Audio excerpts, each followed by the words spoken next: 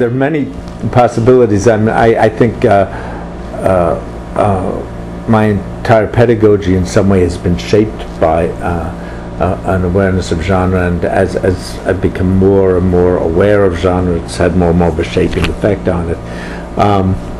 Maybe I'm going to change the question, like what are the consequences of an awareness of genre on pedagogy?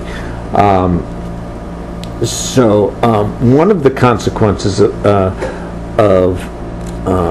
my particular take on genre is that of course every writing task you ask students to do is in a genre, but if you think of it as a social action and a motivated social action, then you have to place the teaching of writing itself within motivated social action, so that that the student will want to give shape to a meaning and work hard to not just will recognize the value of the genre you're asking them to write in. You can talk about what is intended by this and how people might perceive it, and then the students also like to work much harder at realizing the potential of the kinds of utterances to be made in that genre. Then that leads to a question not just of finding isolated assignments, but the entire environment of the class within which these genres arise, which leads to thinking back activity system and the kind of given activity systems of the classroom, but also the teacher's role in stage managing, in a sense, the entire classroom, so as to create motivating situations with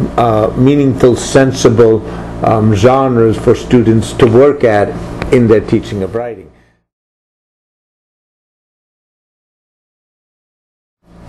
I would certainly agree with everything that Professor Bazerman has said, and I would just emphasize two key concepts here that I think genre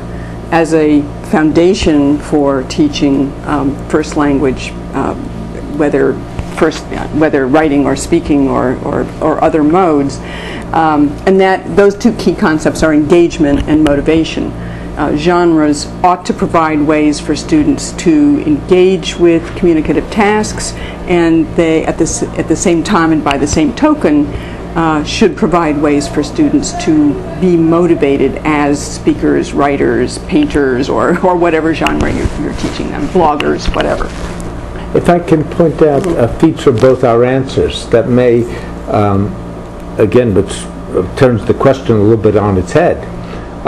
Some people sometimes think about L1 language teaching and L2 language teaching as teaching the language. I think, again, you'll have to confirm that this is, I don't want to put words in your mouth, but at least I think of L1 language teaching as teaching the student, or helping the student become a more skillful, flexible, varied kind of user of writing. So it's language development of the student